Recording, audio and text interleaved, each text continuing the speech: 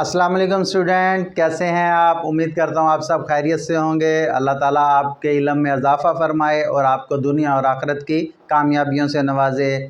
बेटा, जिसके वालिदैन हैं वो वालिदैन की खिदमत करें और वालिदैन का कहना मानें, और जिनके वालिदैन इस दुनिया में नहीं हैं उनके लिए साले सवाब करें और उनके कहे गए अहकामात पर अमल करें और अपने नबी पाक सल्लल्लाहु अलैहि वसल्लम की ज़िंदगी को नमूना बना के उसके मुताबिक ज़िंदगी गुजारें। वालिदैन के कहे हुए हर अल्फाज को अपने लिए हुक्म का दर्जा समझते हुए उसको अमल करें उस पर, ठीक है। और आए चलते हैं आज के क्वेश्चन नंबर 3 की तरफ। क्वेश्चन नंबर 3 नहायत ईजी सवाल, जैसा कि मैं हमेशा से कहता हूँ नहायत ही ईजी सवाल हैं ये। क्वेश्चन नंबर 3 के 2 पार्ट्स, फर्स्ट 2 पार्ट्स 1 और 2 लेके आया हूँ।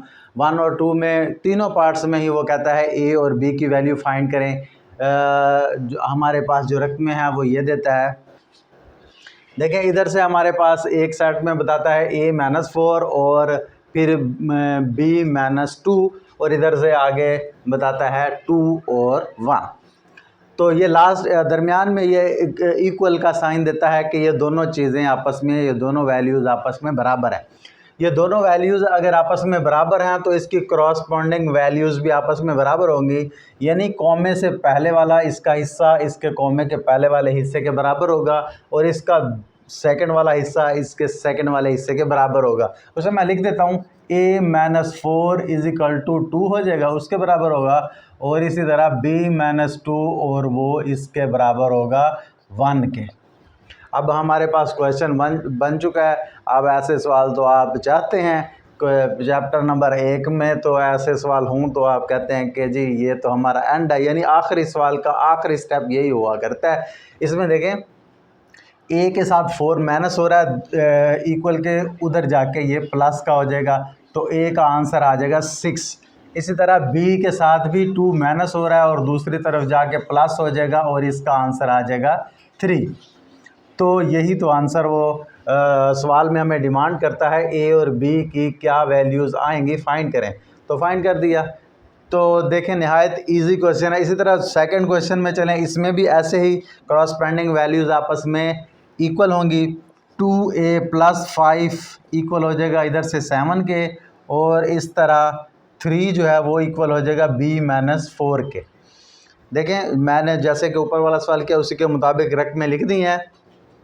अब देखें 2a-5 + 5 = 7 है। +5 को मैं दूसरी तरफ शिफ्ट कर दूंगा तो वो उधर जाके -5 हो जाएगा।